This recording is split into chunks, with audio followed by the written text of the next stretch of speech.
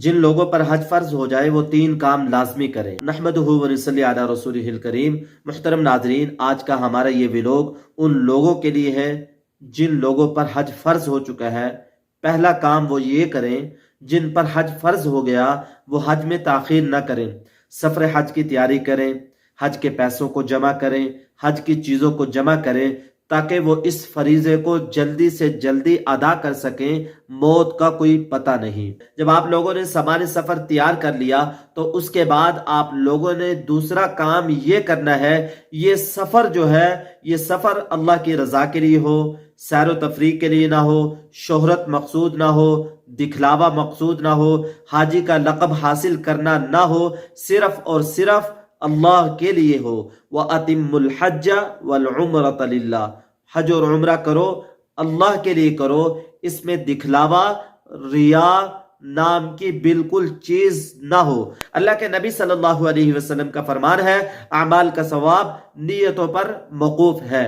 یأتی علی الناس زمان یحج اغنیاء الناس للنزاہہ واوسطہم للتجارہ وفقراؤہم للمسالہ۔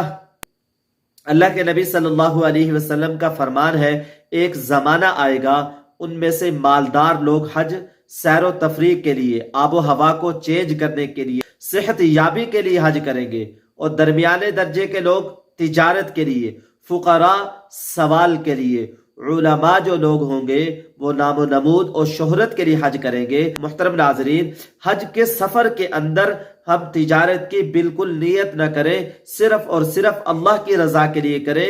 یہ ساری چیزیں اللہ انشاءاللہ ہمیں ویسے ہی عطا کر دیں گے۔ اور تیسری چیز، ہم توبہ کریں۔ کسی کا مال دبایا ہوا ہے، اس کا مال اس کو واپسی کرے۔ اگر مال موجود نہیں ہے، ضائع ہو چکا ہے یا استعمال کر لیا ہے، اس کا معاوضہ، اس کی قیمت ہم اس کو عطا کریں۔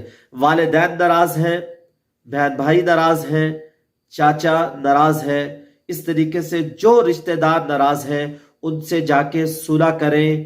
اگر کسی کا حق دبا رکھا ہے، زمین دبا رکھی ہے، چیزیں دبا رکھی ہیں، کسی کا حق کھایا ہوا ہے، ان کو عطا کریں، ان کو دیں یا معاف کرائیں، اور اپنی غلطیوں کا، اپنے قصور کی ان سے معافی مانگیں اور ان سے صلح کر کے حج کا سفر شروع کریں۔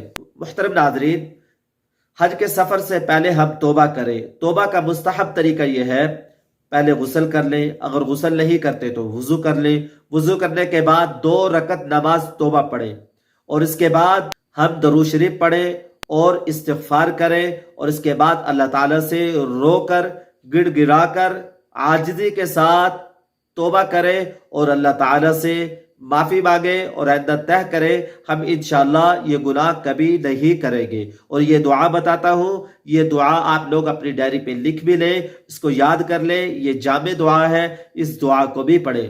اللہم انی اتوب الیک منہا لا ارجع الیہا ابدا، اللہم مغفرتک اوسع من ذنبی ورحمتک ارجع عندی من عملی۔